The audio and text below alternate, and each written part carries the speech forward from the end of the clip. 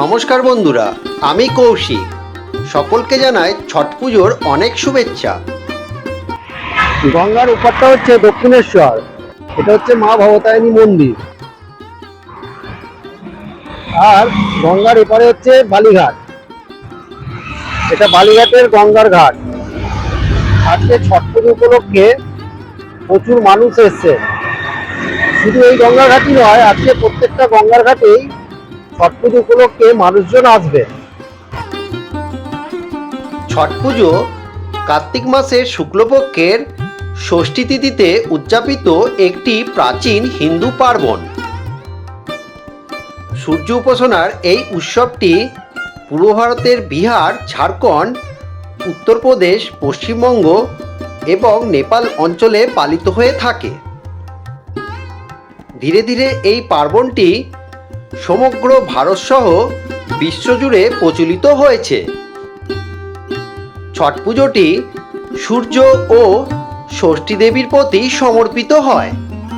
ছটে কোনো মূর্তি পুজো করা হয় না। মূলত সূর্য ষষ্ঠী ব্রত হওয়ার দরুন একে ছট বলা হয়। ছট পুজো বছরে দুবার পালিত হয়। প্রথমবার চৈত্র মাসের চৈতি ছট এবং দ্বিতীয়বার কার্তিক মাসের কার্তিকী ছট। পারিবারিক সুখ সমৃদ্ধি তথা মনোবাঞ্ছিত ফল লাভের জন্য এটি পালন করা হয়ে থাকে। অনেকে এই সময় মানত করেন এবং ডন্ডি কাটেন। নারী পুরুষ সকলেই সমানভাবে এই উৎসবে অংশগ্রহণ করে থাকেন। অনেকে আবার ব্যঞ্জ বাজনা নিয়ে গঙ্গাঘাটের দিকে এগিয়ে আসছেন। ছট পুজোয় ডুবিত এবং উদিত সূর্যকে পুজো করা হয়। এই পূজার কখন উৎপত্তি হয়েছিল তার কোনো স্পষ্ট ধারণা পাওয়া যায় না। রামায়ণে উল্লেখ থাকা মতে রামের কুলদেবতা সূর্যের জন্য রাম এবং সীতা এই পূজা করেছিলেন। সঙ্গে মহাবীর কর্ণের কোমর পর্যন্ত জলে নেমে সূর্যের উপাসনা করার উল্লেখ আছে। আজও ছট পুজো উদযাপন করা সকল মানুষকে কোমর পর্যন্ত জলে নেমে সূর্য বন্দনা করতে দেখা যায়। পুজোয় সম্পূর্ণ সাত্ত্বিক নৈবেদ্য ইত্যাদি কুলো, ডালা বা পাঁচিতে রেখে উৎসর্গ করা হয়।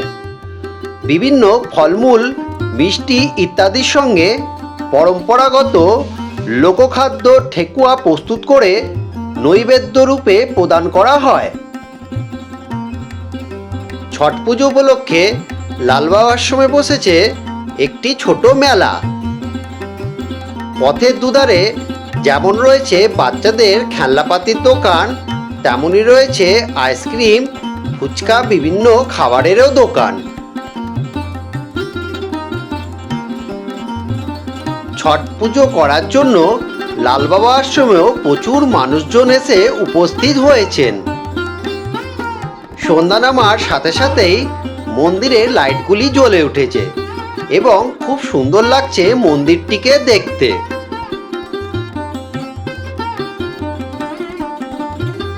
পূজা শেষে এখন সকলের বাড়ি ফেরার পালা।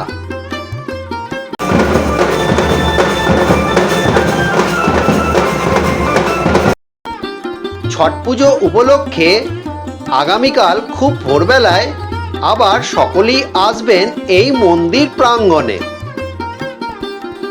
আজকের ভিডিও আমি এখানেই শেষ করছি।